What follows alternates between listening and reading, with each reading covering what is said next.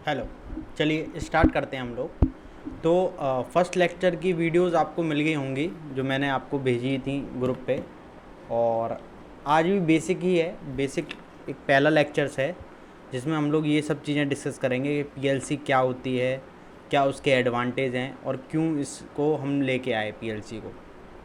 ठीक है, तो बस एक दो दिन की बात है, फिर उसके बाद हम लोग प्रोग्रामिंग पे स्विच करते जाएंगे। साथ साथ में भी मैंने वायरिंग वगैरह आपको बताई दी है वैसे, और ग्रुप पे भी मैंने वीडियो शेयर की हैं, तो वो भी आप देख सकते हो। ठीक है, कोई कुछ पूछना चाहता है अभी स्टार्टिंग में?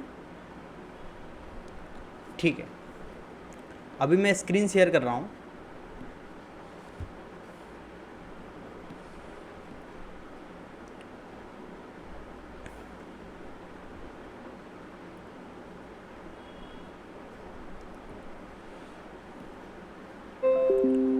ठीक है, और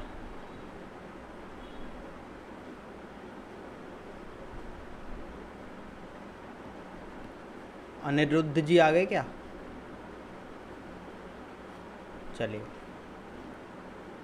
ठीक है, तो ये क्या है, सबसे पहले हम लोग ओवरव्यू, पीएलसी का पूरा ओवरव्यू ले लेंगे। ठीक है, आज की क्लास में सबसे पहले देख लेते हैं कि पीएलसी होती क्या है। ठीक है, तो मैंने वैसे बेसिकली फर्स्ट क्लास में आपको बता दिया था इसका यूज़ कैसे करते हैं। सिंपली आप क्या करते हो, इनपुट मॉड्यूल होता है इसमें और एक आउटपुट मॉड्यूल होता है।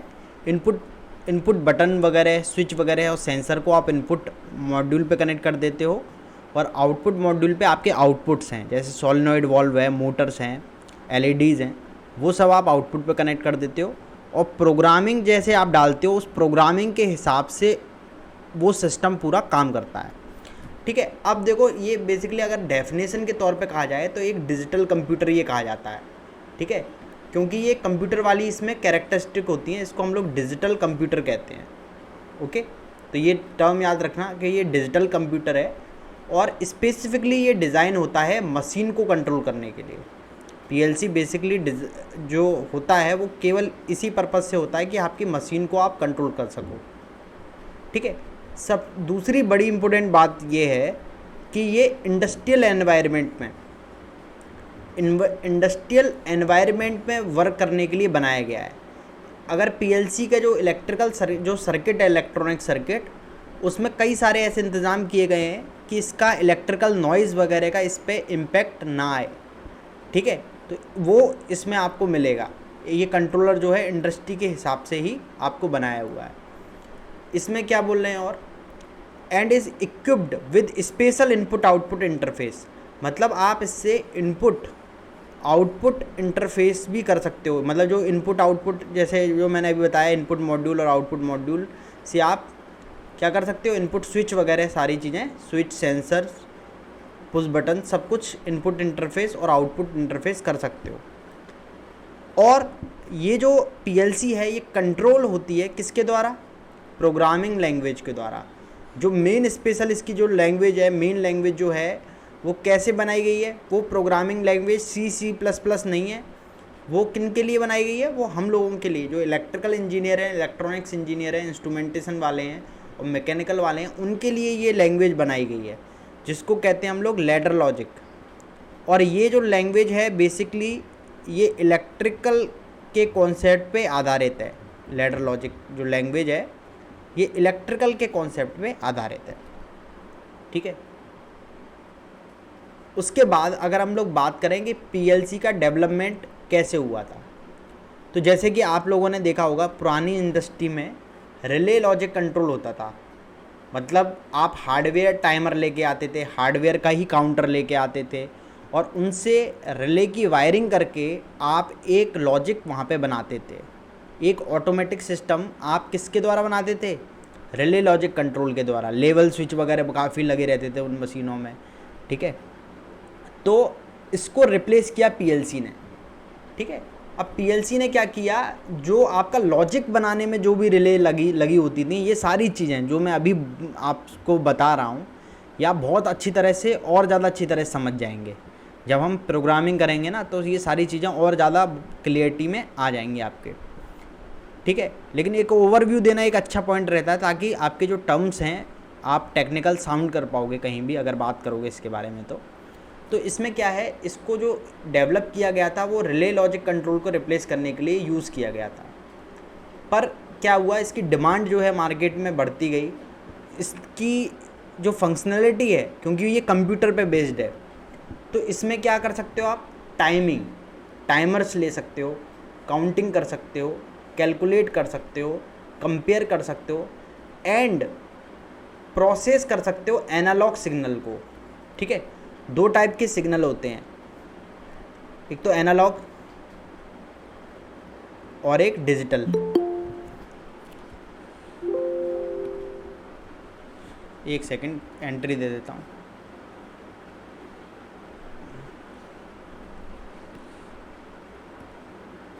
ठीक है, हाँ जी। तो आपके 2 टाइप के सेंसर होते हैं, 2 टाइप के मतलब सिग्नल होते हैं। एक तो होता है एनालॉग सिग्नल और एक होता है दोस्तों डिजिटल सिग्नल। ठीक है, डिजिटल सिग्नल कोई बता सकता है डिजिटल सिग्नल में क्या सिग्नल में क्या क्या चीज़ें आती हैं? डिजिटल सिग्नल में केवल 2 पॉइंट आते हैं, या तो 0 या 1, या तो ऑफ या ऑन। ये लो और हाई लेवल पे काम करता है, मतलब या तो ऑफ होगा या ऑन होगा, 0 या 1, 2 तरह के इसमें पॉइंट होते हैं। ठीक है, या तो हाँ या ना। अगर कोई कह रहा है यस या नो में जवाब दो, तो बेसिकली वो आपसे डिजिटल सिग्नल लेना चाह रहा है। एनालॉग सिग्नल क्या होते हैं, इसमें पूरा एक नंबर आता है, जैसे कोई टेम्परेचर है, ठीक है, प्रेशर है, ये जो भी फिजिकल क्वांटिटीज़ हैं ये केवल एनालॉग में आती हैं। तो आपको इससे क्या क्लियर हुआ कि जो एनालॉग सिग्नल्स हैं, ये जो आप देख रहे हो ना एनालॉग सिग्नल्स, ये आपके केबल और केबल, ये पीएलसी में इनको भी आप प्रोग्राम कर सकते हो। ठीक है, तो जो टेम्परेचर है, प्रेशर है, इन सबको भी आप पीएलसी में एज अ इनपुट ले सकते हो। उसके बाद अगर आप देखेंगे आरएलसी सर्किट को, ये है रिले लॉजिक कंट्रोल, आरएलसी। ये कुछ दिखने में इस तरह से लगता है, ठीक है, और पीएलसी का जो पैनल है वो कुछ इस तरह से लगता है। अगर आप देखेंगे तो बहुत सारी हार्ड वायरिंग जो है वो पीएलसी में कम है। ठीक है, तो हार्ड वायरिंग जो है पीएलसी में एलिमिनेट कर दी गई है बहुत हद तक। अब देखो, ऐसा नहीं है कि जो अभी भी 220 का कोई भी चीज़ होती है तो उसको स्विचिंग करने के लिए डायरेक्ट पीएलसी से नहीं कराते, उसके लिए हम रिले ही लगाते हैं। लेकिन क्या हुआ, जो लॉजिक बनाने में, जैसे टाइमर, काउंटर वगैरह जो लगाते थे ना, लॉजिक बनाते थे, वो लॉजिक बनाने की जो पूरी वायरिंग थी वो और वो वाली रिले जो हैं पूरी रिप्लेस हो गई पीएलसी के द्वारा। अब अगर आपसे कोई पूछता है कि भाई पीएलसी पे काम करते हो आप लोग, उसकी एडवांटेज बताओ कि पीएलसी की क्या एडवांटेज है, या कई आप जगह जाओगे जहां मशीन को उन्हें आरएलसी से पीएलसी में कन्वर्ट कराना होता है। ठीक है, तो अगर वो आपसे पूछे कि भाई इसमें क्या बेनिफिट है, आपको पीएलसी में क्यों कन्वर्ट कराना चाहते हो, तो ये कुछ बेनिफिट्स हैं पीएलसी के। पहला कि इंक्रीज रिलायबिलिटी। इसका मतलब क्या है, रिलायबिलिटी का मतलब विश्वसनीयता होता है रिलायबिलिटी माने। तो जैसे कि आपने वायरिंग के साथ काम किया होगा तो आप जानते हो वायरिंग में जो भी आप लॉजिक बनाओगे उसमें वायरिंग एरर हो सकती है, कभी भी कोई पॉइंट हिल गया या ऐसा कुछ हो गया। लेकिन पीएलसी में जो आप प्रोग्राम बना के मेमोरी पे डालोगे वो ज़्यादा रिलायबल है। ठीक है, there is no chance of making a logic wiring error. कोई चांस ही नहीं है कि वायरिंग में एरर हो जाए। सही बात है, क्योंकि आपने क्या किया, एक प्रोग्राम बना के डाल दिया। अब ये प्रोग्राम जो आपने बना के डाला ये मेमोरी में सेव है, तो ये ना तो हिलेगा ना डुलेगा। ऐसा नहीं होगा कि भाई आपकी वायरिंग टूट गई। ये प्रोग्रामिंग का पार्ट है, मेमोरी का पार्ट है। हालांकि कोई इसको कैसे डैमेज कर सकता है, बस केवल प्रोग्राम लेके रीड करके डिलीट कर दे, बस इतना कर सकता है ना। तो उसके लिए भी हम लोग पीएलसी में पासवर्ड भी लगाते हैं। इतनी क्लियरिटी है सबको, कोई दिक्कत नहीं है यहाँ तक। Since all the logic is contained in the PLC memory there is no chance of making logical wiring error. इतना क्लियर है। ये पीपीटी भी मैं आपके साथ शेयर कर दूंगा। दूसरी चीज़ क्या आती है, ये मैं इसलिए आपको पढ़ा रहा हूँ ताकि आपको एक ओवरव्यू मिल जाए पीएलसी का। दूसरी एडवांटेज क्या है, मोर फ्लेक्सिबिलिटी। तो अभी मैं आपको ये चीज़ों का एक्सपेरिमेंट भी दिखाऊंगा। मोर फ्लेक्सिबिलिटी क्यों है इसमें, फ्लेक्सिबल क्यों मानी जाती है पीएलसी। पीएलसी के साथ आप इनपुट कनेक्ट करते हो, ठीक है, और आउटपुट कनेक्ट करते हो, ठीक है। तो मान लो ये वाला जो पुश बटन है ये आपने पीएलसी के एक इनपुट पॉइंट पे लगाया और इस इनपुट पॉइंट का नाम है x0, और एक आउटपुट आपने, मान लो मैं एक आउटपुट पॉइंट निकाल रहा हूँ और ये मैंने लगा दिया इस लाइट से, ठीक है, इसका मैं नाम मान लेता हूँ y5, सही बात है। अब देखो ये क्या है, मेरा नॉर्मली ओपन बटन है। नॉर्मली ओपन बटन का मतलब जानते हो आप सभी लोग, कोई बता, हाँ जी, कोई बता सकता है नॉर्मली ओपन माने?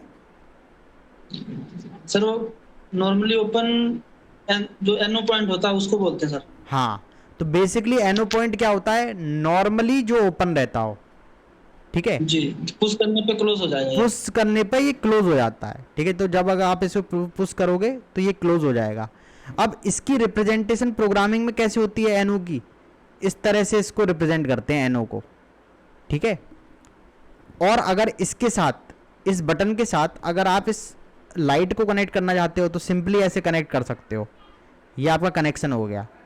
अब इसको आपने कह दिया कि ये x0 है और इसको आपने कह दिया कि ये मेरा y5 है।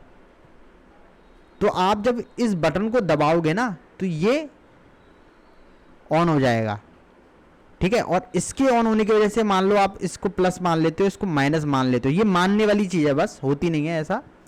तो ये लॉजिकल के हिसाब से ये ऑन हो जाता है y5, ये भी ऑन हो जाएगा, ठीक है। तो अभी जब आप इस बटन को दबाओगे, इस एनो को, तो नॉर्मली ये ओपन रहता है। क्लोज जब ये हो जाएगा तो यहाँ पे क्या देगा, ये सिग्नल देगा। जब ये सिग्नल देगा तो इससे ये वाली लाइट आपकी ऑन हो जाएगी, सही बात है। अब फ्लेक्सिबिलिटी इन्होंने इसलिए बताई है कि अगर मैं आपसे कहूँ, आपकी इलेक्ट्रिकल वायरिंग है आपके घर में, ठीक है, अगर मैं आपसे ये बोलूँ कि भाई ये वाला स्विच दबा के ना अब फैन नहीं ऑन होना चाहिए, ये वाला स्विच दबा के अब लाइट ऑन होनी चाहिए, तो आप क्या करोगे, आपको वायरिंग में चेंजेस करने पड़ेंगे। लेकिन अगर मेरे पास पीएलसी है तो मैं पता है क्या करूँगा, अगर लाइट नहीं, मुझे मान लो कॉन्टेक्टर ऑन करना है, कॉन्टेक्टर लगाए मेरा y2 पे, मैं बस एक सिंपली इसकी प्रोग्रामिंग में जाऊंगा, x0 का x0 ही रहने दूंगा और y5 की जगह y2 कर दूंगा। इतना इजी है प्रोग्रामिंग में चेंज करना, ठीक है। बस आप एक जस्ट डबल क्लिक करोगे, उसका एड्रेस आप चेंज करके दोबारा पीएलसी पे राइट कर सकते हो। आपको कोई प्रोग्रामिंग में चेंज करने की ज़रूरत, वायरिंग में चेंज करने की ज़रूरत नहीं पड़ेगी। तो ये क्या करें, it is easier to create and change a program in a PLC than to wire and rewire a circuit. अब हम छोटी मोटी चीज़ देखें तो हमें वायरिंग ऐसी लगेगी कि कोई दिक्कत नहीं है, इतनी बड़ी बात नहीं है। लेकिन यही अगर बहुत बड़े बड़े पैनल हों और उसमें वायरिंग की एरर हो जाए, तो आप में से कई लोग इंडस्ट्री में काम करते हैं ऑलरेडी, तो आप जानते होंगे कि उसको ट्रबल शूट करने में कितना टाइम लगता है, ठीक है। आप हर चीज़ देखनी पड़ेगी, भाई कौन सी क्या चीज़ में प्रॉब्लम है। यहाँ पे आपको क्या करोगे, आप एक तो फ्लेक्सिबिलिटी आप चेंज भी कर सकते हो, दूसरी चीज़ आप मॉनिटर भी कर सकते हो, उसका एग्जांपल अभी बाद में आएगा। लोअर कॉस्ट, अब लोअर कॉस्ट ये केवल एक कंडीशन के साथ है, ठीक है। आपको कितने लोगों को लगता है कि जो पीएलसी है वो कम कॉस्ट की पड़ती है, ये एक कंडीशन है इसके साथ। इन्होंने एक कंडीशन दी है कि अगर आधे दर्जन से ज़्यादा रिले किसी प्रोग्राम में यूज़ हो रही हैं तो वहाँ पीएलसी आपको सस्ती पड़ जाएगी, ठीक है। तो अगर आपके बहुत मान लो 2-3 टाइमर यूज़ हो रहे हैं, 10-15 रिले यूज़ हो रही हैं, एक तरह से मतलब आप इसका अंदाज़ा लगाओ, तो पीएलसी आपकी ज़्यादा आपकी लो कॉस्ट पड़ जाएगी, ठीक है।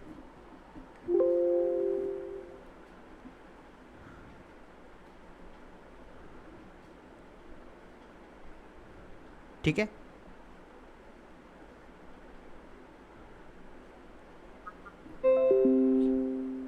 क्लियर है,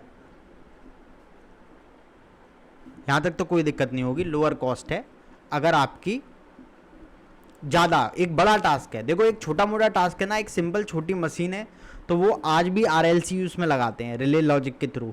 लेकिन अगर आपका थोड़ा सा भी बड़ा टास्क है तो आपके लिए पीएलसी ज़्यादा अच्छी पड़ेगी, क्योंकि उसको आप चेंज भी कर पाओगे, ट्रबल शूट भी कर पाओगे ईजिली। अब देखो एक चीज़ मैं आपको बताऊं, ये चीज़ मैं आपको लैब वीडियोस भी भेजूंगा उसकी बीच बीच में। कम्युनिकेशन कैपेबिलिटी आपकी पीएलसी में होती है, ठीक है। सबसे अच्छी बात क्या है कि आप पीएलसी को एक तो पीसी से कनेक्ट कर ही सकते हो, पीसी से सारा कुछ चेंज भी कर सकते हो, तो इसमें एक कम्युनिकेशन कैपेबिलिटी है। तो PLC can communicate with other controller, मतलब पीएलसी ऐसा भी हो सकता है एक पीएलसी दूसरी पीएलसी के साथ भी कम्युनिकेट कर रही है मास्टर स्लेव करके, ठीक है। और कंप्यूटर के साथ भी कर लेती है, एचएमआई के साथ भी कर लेती है, स्काडा के साथ भी कर लेती है।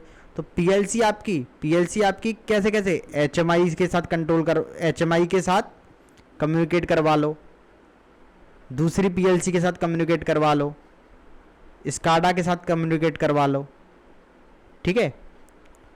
ये सारी चीज़ों के साथ पीएलसी आसानी से कम्युनिकेट कर सकती है। अब एचएमआई से क्या फ़ायदा होता है, डेटा उसका आप कंट्रोल भी कर सकते हो एचएमआई के थ्रू, ठीक है। अब स्काडा के थ्रू आप सुपरवाइजरी कंट्रोल कर सकते हो, डेटा गैदरिंग कर सकते हो।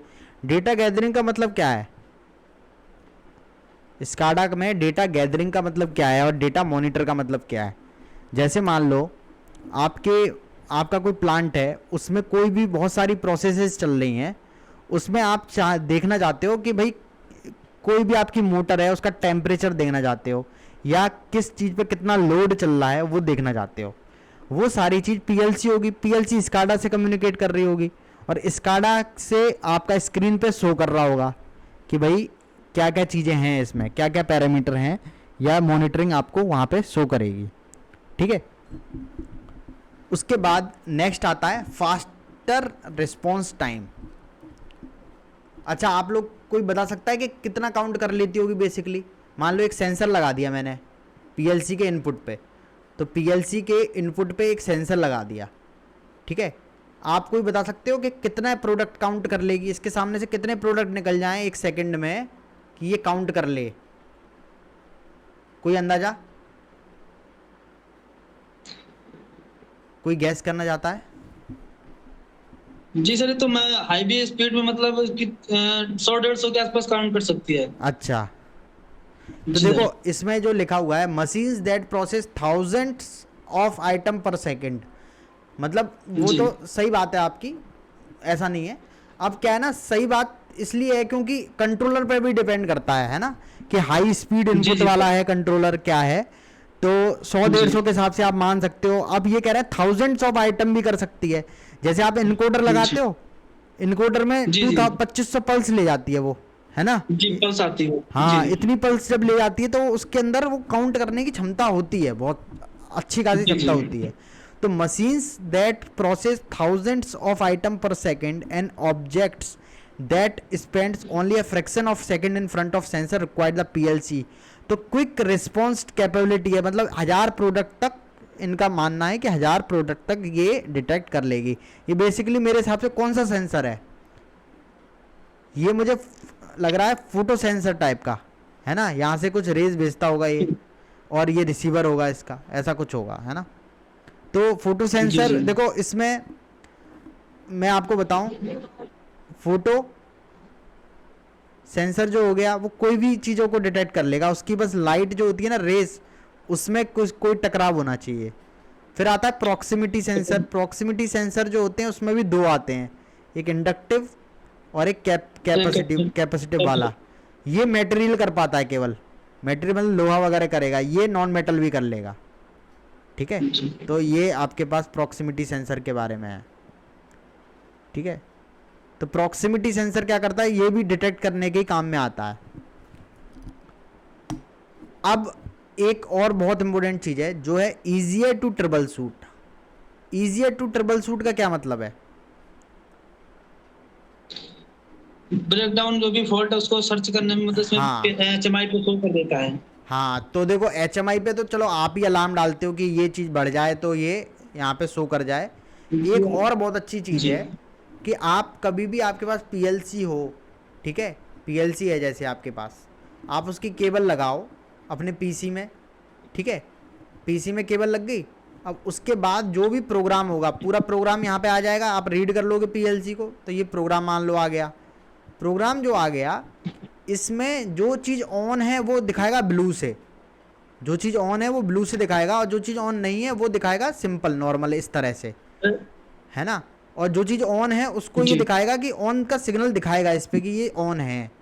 अब इससे फ़ायदा क्या होगा, इससे फ़ायदा ये होगा, मान लो कोई सेंसर जो है जो काम नहीं कर रहा, पूरी मशीन उस सेंसर की वजह से हो सकता है रुक जाए, है ना। कोई एक जी ऐसा सर। सेंसर है जो हमने ये कमांड दे रखी है कि अगर ये ऑन ना होना तो चले ही ना मशीन। अब अपन को समझ में नहीं आ रहा इतनी बड़ी मशीन में दिक्कत क्या है, और दिक्कत है कि भाई यहाँ पे एक सेंसर लगा हुआ है जो अगर डिटेक्ट नहीं हुआ तो आगे प्रोसेस नहीं चलेगी, तो वही ऑन नहीं हो रहा। और आप क्या करोगे, आप पीएलसी के प्रोग्राम को रीड करोगे और आप उसकी मॉनिटरिंग करोगे। मॉनिटरिंग करने के लिए एक मित्सुबिशी में शॉर्टकट है कि हम लोग प्रोग्राम को रीड करने के बाद F3 बटन दबा देते हैं, F3 से मॉनिटर हो जाता है। तो पूरा प्रोग्राम जहाँ जहाँ आपकी चीज़ें ऑन है वहाँ पे ये ऑन का दिख सिग्नल जाती यहाँ है। पे हमें शो करेगा, जिससे हम ट्रबल शूट कर सकते हैं। और मैं तो हर बार इसी से ही ट्रबल शूट कर लेता हूँ 99% टाइम, कि भाई आपका यहीं से पता चल जाता है कि कौन सी चीज़ ऑन होनी चाहिए जो ऑन नहीं है। ठीक है, प्रोग्रामिंग भी आप प्रोग्रामिंग में भी चेंज कर सकते हो इस हिसाब से कि भाई ये चीज़ ऑन हो रही है, इसको हमें ऑफ कराना है, या ये चीज़ ऑन नहीं हो रही है। तो आपको अब पता चल गया ना वायरिंग कहाँ चेक करनी है। हो सकता है वायरिंग में फॉल्ट हो, वो सेंसर ऑन नहीं, देखो लाइट एलईडी दिखा रहा है उस पर ऑन, लेकिन वो सिग्नल नहीं दे रहा है, इसका मतलब वायरिंग आपने कुछ डिफ़ॉल्ट हो गया या कुछ हो गया वहाँ पे, पीएलसी के साथ जो कनेक्शन है वो गड़बड़ है। तो ईजियर टू ट्रबल शूट है यहाँ पे, जब भी आप कोई मशीन बनाओगे तो वहाँ पे आप इजीली ट्रबल शूट भी कर पाओगे। उसके बाद अब एक बहुत मेन टॉपिक आता है, तो आज के लेक्चर में आपका ओवरव्यू पूरा कंप्लीट हो जाएगा कि आप ये समझ जाओगे पीएलसी में क्या क्या चीज़ें होती हैं, है ना। और एक अच्छा जो आप इसको वो भी कर पाओगे, क्या कहते हैं, कोई टर्म्स होते हैं ना हमारे पास बोलने वाले, जब किसी से बात करते हैं हम लोग, तो वो टर्म आपके आपके ज़्यादा होने चाहिए आपके पास, ताकि स्टैंडर्ड लगो आप, मतलब उस फील्ड में नॉलेजेबल लगो। अब पार्ट्स ऑफ पीएलसी, अब इसमें क्या क्या होता है देखो। ठीक है, अब इसमें क्या होता है देखो, इसमें क्या होता है, the major parts of PLC system are the centre CPU. तो सबसे पहले जो मोस्ट इंपॉर्टेंट पार्ट क्या है एक कंप्यूटर में, क्या होता है, सीपीयू। तो ये आपके पास क्या है, सीपीयू है। ठीक है, सीपीयू है। अब इसमें क्या है, सीपीयू में एक सीपीयू है और एक मेमोरी है। मेमोरी क्या है, जैसे कंप्यूटर के पास मेमोरी होती है जिसमें प्रोग्राम सेव रहेगा, डेटा सेव रहेगा। एक इसके पास होता है दोस्तों इनपुट मॉड्यूल। इनपुट मॉड्यूल मतलब जिस पे सारे इनपुट्स जो पुश बटन है, नॉर्मली क्लोज बटन है, नॉर्मली ओपन बटन है, सेंसर्स हैं, लेवल स्विच हैं, वो सारे कनेक्ट रहेंगे इस पर। सही है। और उसके साथ साथ एक होता है इस पर आउटपुट मॉड्यूल, जिस पे सारे आउटपुट लोड डिवाइसेस कनेक्ट रहती हैं। ठीक है, और एक कनेक्शन होता है इसका पीसी के साथ। ठीक है, फिर थर्ड चीज़ है पावर सप्लाई। पीएलसी को भी पावर सप्लाई चाहिए होती है, कई बार ये 24 वोल्ट पावर सप्लाई चाहिए होती है, कई बार ये 220 वोल्ट पावर सप्लाई चाहिए होती है।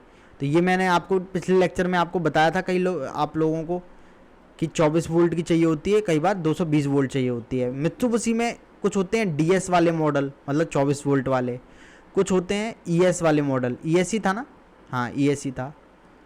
ठीक है, तो ईएस वाले मॉडल में चाहिए होती है 220 वोल्ट, डिपेंड करता है। ठीक है, तो बेसिकली 220 वाले मॉडल अपने आप से इंटरनली उसको कन्वर्ट कर लेते हैं लो वोल्टेज में। ठीक है, तो ये कुछ इंपॉर्टेंट पार्ट हैं, input module, output module, CPU, memory और पावर सप्लाई, और प्रोग्रामिंग डिवाइस चाहिए इसको प्रोग्राम करने के लिए।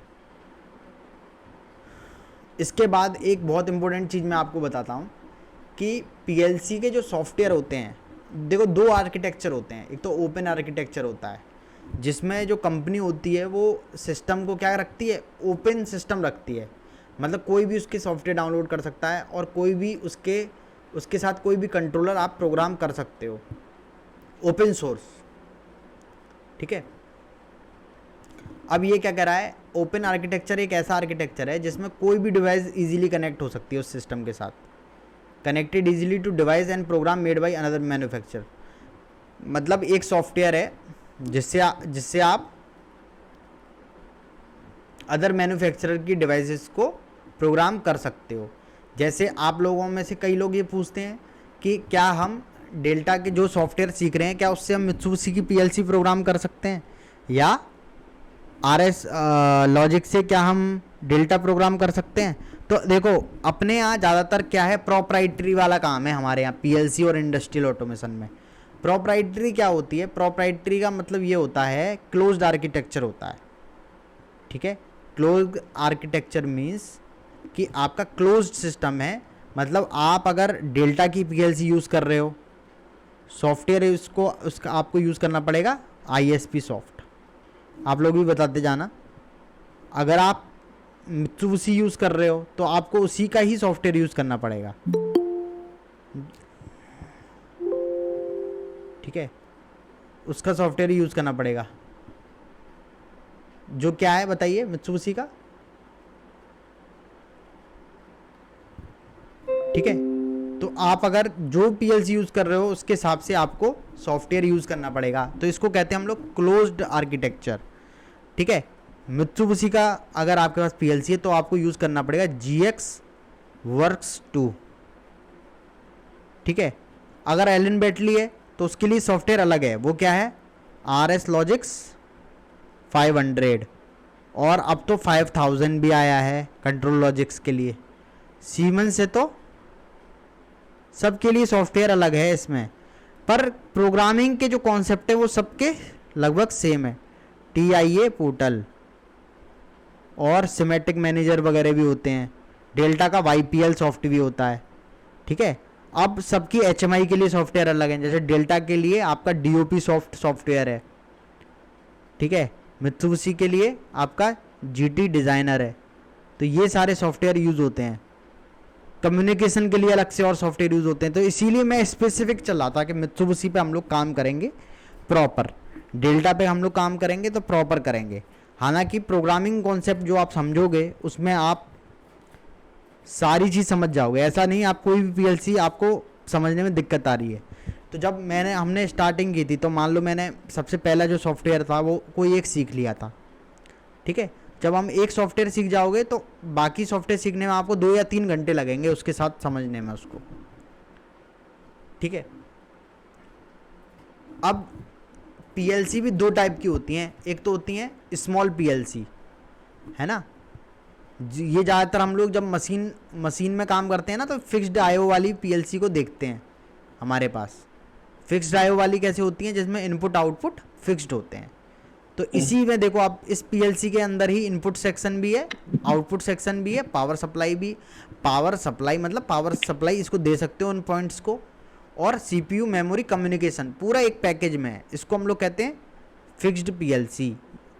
तो ये जैसे लोगो सीमेंस में लोगो मॉडल आ रहा है, मित्सुबिशी में FX सीरीज आती है ना। एलन बैडली भी अब 850 870 ऐसी बनाने लगा है छोटी छोटी, और सेलेक्ट की आती है, रेन्यू आती है, बहुत सारी आती हैं। तो छोटी छोटी पीएलसी हैं, ये फिक्स्ड पीएलसी हैं।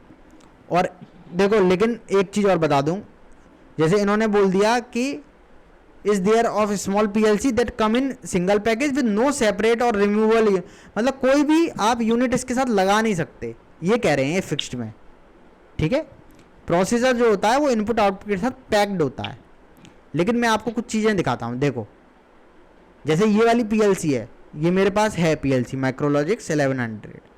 अब ये वाली जो पीएलसी है इसमें अगर आप गौर करोगे, ये देखो मॉड्यूल लग गया ना इसके साथ एक, तो इसको भी कहते हैं हम फिक्स्ड इनपुट पीएलसी हैं, लेकिन इसकी कैपेबिलिटी होती है कुछ 2-3 मॉड्यूल, 2 मॉड्यूल जैसे इनपुट, हाँ बढ़ा सकते हो, थोड़ा बहुत बढ़ा सकते हो, ज़्यादा भी नहीं, लेकिन ऐसे थोड़ा बहुत नहीं कहना चाहिए, फिक्स होता है कि जैसे आपको बोल दिया कि 20 इनपुट बढ़ा सकते हो आप, या इस तरह के 2 मॉड्यूल लगा सकते हो, ठीक है। तो वो आपको स्पेसिफिक देना पड़ेगा, थोड़ा बहुत इंक्रीमेंट वाला भी सिस्टम दिया जाता है, ऐसी बात नहीं है ना। अब मॉड्यूलर होती है, मॉड्यूलर जो होती है वो बेसिकली इस पर्पज से ही होती है कि आप 400 इनपुट 500 इनपुट कर सको उसके साथ, है ना। 200 इनपुट 400 आउटपुट, मतलब 400 इनपुट 200 आउटपुट, इस तरह से बहुत हाई लेवल तक भी ये चली जाती है, ठीक है। तो मॉड्यूलर जब हम किसी स्पेसिफिक मॉडल की बात करेंगे ना, जैसे मैं मित्सुबिशी की बात करूँगा तो मैं ये सब नंबर्स आपको ज़रूर बताऊँगा, है ना। तो अभी इन जनरल आइडिया ले ले रहे हैं, जैसे मॉड्यूलर आईओ है, इसमें क्या है, modular IO is divided by compartments into which separate modules can be plugged. This feature greatly increase your option and the unit of flexibility. अब इससे क्या है, फ्लेक्सिबिलिटी क्या आ गई हमारे पास कि कभी भी हमें ये सिस्टम आगे बढ़ाना हुआ तो हम इसमें और एक्स्ट्रा मॉड्यूल ऐड करके आगे सिस्टम बढ़ा सकते हैं। ठीक है,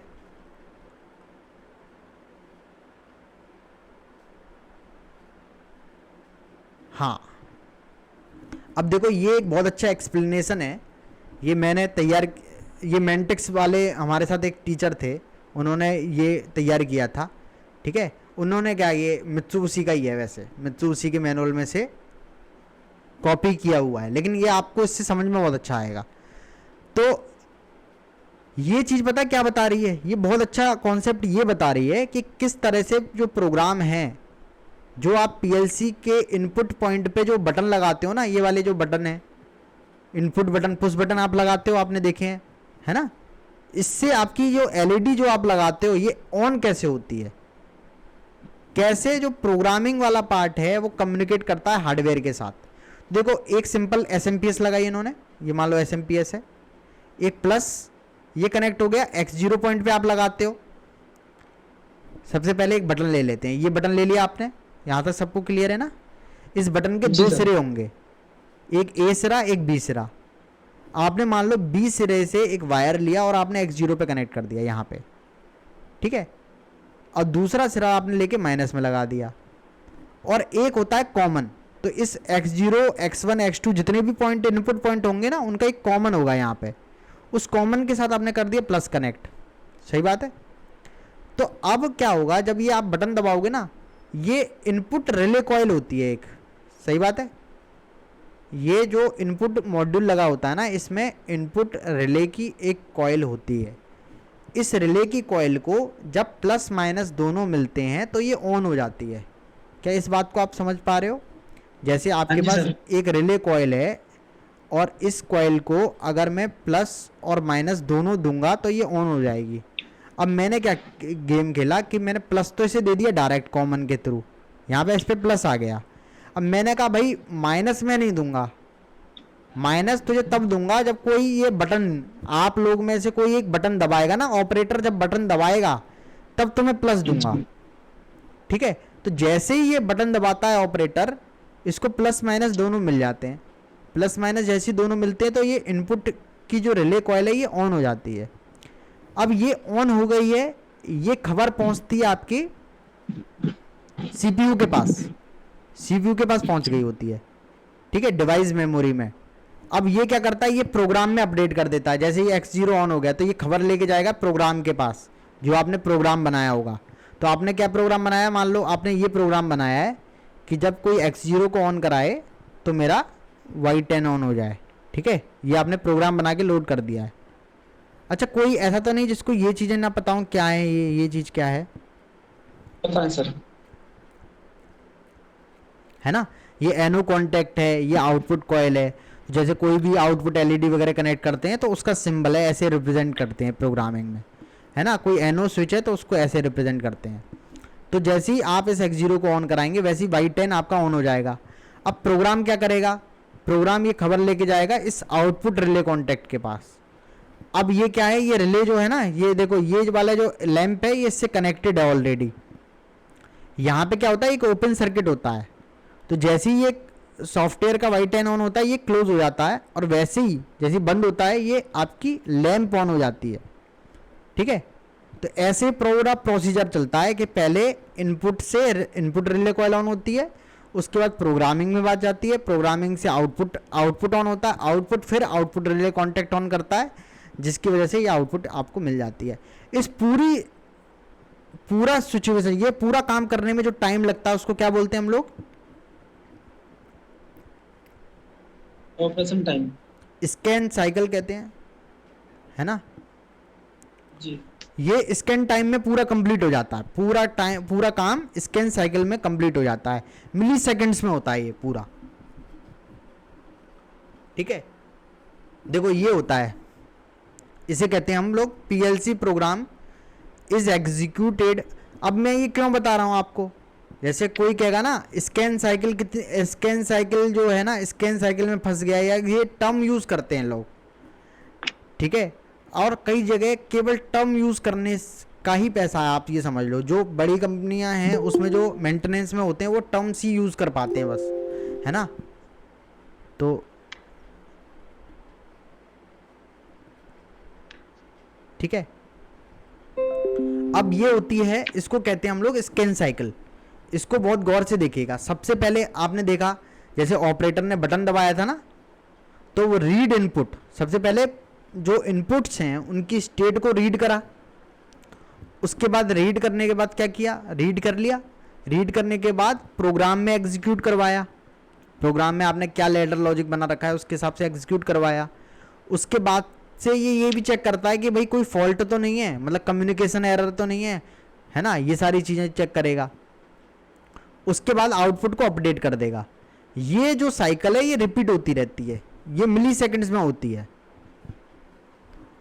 ठीक है।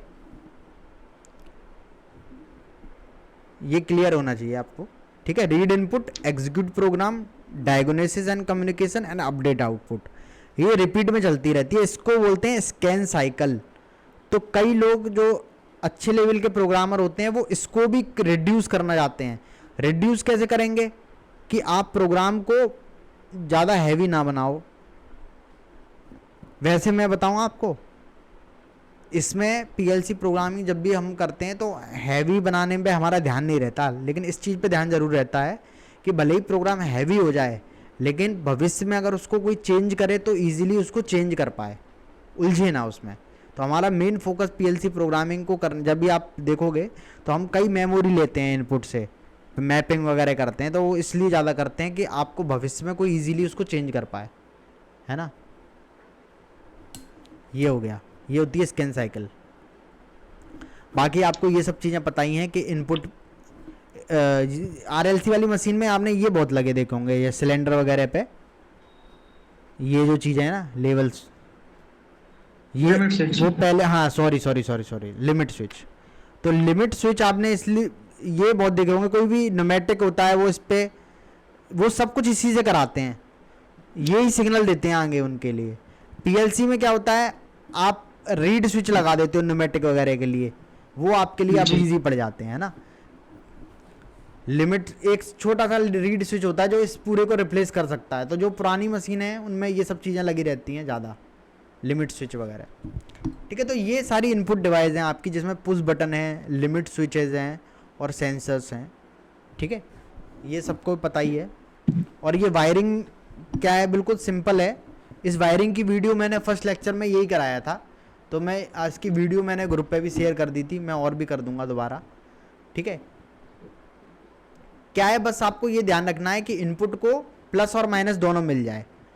आपने क्या है, देखो ये कॉमन है ना, इस कॉमन पे अगर आपने नेगेटिव दे दिया तो यहाँ पे अगर नेगेटिव मिल गया है तो आप स्विच के थ्रू क्या दे रहे हो, आप पॉजिटिव दे रहे हो, ठीक है। तो जब ये बटन बंद होगा तो बेसिकली इस पॉइंट को पॉजिटिव मिल जाएगा, ठीक है। तो इस इनपुट को कॉमन के थ्रू नेगेटिव मिला हुआ है और इस बटन के थ्रू जब ये ऑन होगा तो पॉजिटिव मिल जाएगा। तो प्लस माइनस के मिलने से एक सिग्नल अंदर जाएगा कि ये ऑन हो गया, ठीक है।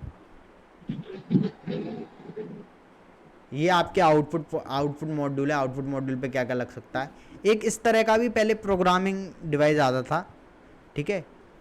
इस तरह का एक प्रोग्रामिंग डिवाइस आता था, इसी से प्रोग्राम करते थे। मैंने कभी नहीं देखा ये, लेकिन जैसा लिटरेचर में मेंशन है कि इस तरह का एक प्रोग्रामर आता था पहले। अब तो आप पीसी से ही करते हो, है ना, ठीक है। बाकी कुछ नहीं है, बाकी यही सारी चीज़ें हैं, ठीक है। प्रोग्राम है, प्रोग्राम में इसको ब्रांच बोलते हैं, इसको रंग बोलते हैं, ये इंस्ट्रक्शंस हैं हमारे, ठीक है। ये सारी जो ये वाली लाइन है इसको रंग बोलते हैं, ये है जो ये ब्रांच है, ठीक है। बाकी प्रिंसिपल ऑफ ऑपरेशन है वो हम लोग कल के लेक्चर में देख लेंगे, ठीक है। तो आज मैंने थोड़ा सा आपको बस बेसिक ओवरव्यू दे दिया है। प्रोग्रामिंग पार्ट हम लोग कल से स्टार्ट करेंगे, और इससे पहले की वीडियो भी अगर आप देखना चाहते हो तो मैं आपको लेक्चर शेयर कर दूंगा, है ना। चलिए सर, इसमें पीएलसी में होल्डिंग सर्किट सर कैसे वर्क करता है? होल्डिंग सर्किट ऐसे वर्क करता है, अरे यार कोई कॉल कर रहा है, 1 मिनट। हाँ जी, होल्डिंग सर्किट ऐसे वर्क करता है, देखो ऐसे करते हैं, ये हुआ तो ये आपकी मेमोरी होगी मान लो, और ये आपने इनपुट जी दिया, ठीक है। जी सर। तो आप जब ये सिग्नल दोगे ना ये, तो आपको इधर यही सिग्नल मिलेगा, लेकिन आप क्या ठीक चाहते है। हो कि बस ऑन का सिग्नल, जैसे आपने इस बटन को दबाया मान लो, ये बटन, ये पुश बटन रिप्रेजेंट कर रहा है, तो आप जब जब तक इसको प्रेस करो रहोगे तब तक ये M0 ऑन रहेगा मेमोरी। जी लेकिन अगर आप इसके पैरेलल में ये सेम एड्रेस डाल दोगे, एक नॉर्मली ओपन कॉन्टेक्ट लेके M0 डाल दोगे, अब इससे क्या जी बेनिफिट होगा, जब आप इस बटन को दबाओगे एक पल्स जाएगी यहाँ पे M0 के पास, जी जैसे ही एक ऑन की पल्स जाएगी, ये वाला भी जो नॉर्मली ओपन कॉन्टेक्ट है ये क्या हो जाएगा, ये भी क्लोज हो जाएगा, जी ठीक है। अब ये जैसी क्लोज होगा, सप्लाई आपकी इस तरह से यहाँ से कंटिन्यू हो जाएगी, ठीक है। जी तो अब जब सप्लाई यहाँ से कंटिन्यू हो गई तो ये कह रहा है मैं ऑन हूँ, तो ये भी ऑन है, तो ये फंस गया सर्किट एक तरह से, जी इसको जी ही कहते हैं हम लोग होल्डिंग। तो ये होल्डिंग बना के रह जाता है ये। अब ये कह रहा है कि ओके। भाई तू ऑफ होगा तब तब ये ऑफ होगा, अब ये हाँ। ऑफ होगा ही नहीं क्योंकि ये यहाँ से कंटिन्यू सप्लाई भेज रहा है, तो ये इसको जी इससे होल्ड हो जाता है सर्किट, ठीक है। जब आप पुश बटन लगाते हो ना, आपने जी देखा होगा जब पुश बटन हम दबा के रिलीज कर देते हैं फिर भी मशीन चलती रहती है आगे, तो उसका जी रीज़न जी यही है कि आप होल्डिंग कर देते हो उसमें। अब जब तक आप ये सर्किट ब्रेक नहीं करते, ये काफ़ी अच्छा टॉपिक है लैचिंग के कॉन्सेप्ट में, अब मैं आपको ये काफ़ी डिटेल में बताऊंगा, डिटेल में नहीं इतना ही है ताकि बाकी सब लोगों को भी समझ में आ जाएगा। फिर जैसे ये जो कंटिन्यू हमने सप्लाई दी है ना, इसमें हम एक जी NC बटन डाल देते हैं यहाँ पे, ठीक है। जिससे क्या होता है, अभी मैं इसको ऐसे ही करके दिखा दे रहा हूँ, फिर बाद में क्लियर करूँगा ये चीज़। ये बेसिकली जी एनो ही सर। यूज़ करते हैं, लेकिन मैं बता दे रहा हूँ, अभी अभी NC हम लोग कर ले रहे हैं। तो जैसे X1 किया, ये क्लोज रहेगा तो अभी सप्लाई को कंटिन्यू रखेगा, जैसे ही ये ओपन आपने बटन दबाया तो ये ओपन हो जाएगा, जैसे ही ये जी ओपन सर। हुआ M0 0 हुआ और ये भी 0 हुआ, तो यहाँ से ये जो क्लोज था ये ओपन हो गया। तो ये होता है आपका लैचिंग का कॉन्सेप्ट, ठीक है। ये अभी हम ओके लोग सर। बेसिक प्रोग्रामिंग में मैं कराऊंगा दोबारा ये सब चीज़ें, है ना। Okay sir. चलो ठीक है, thank you very much for joining this lecture. मैं रिकॉर्डेड लेक्चर्स आपको कल तक करूंगा ये, है ना। Okay sir, thank you. Okay, thank you.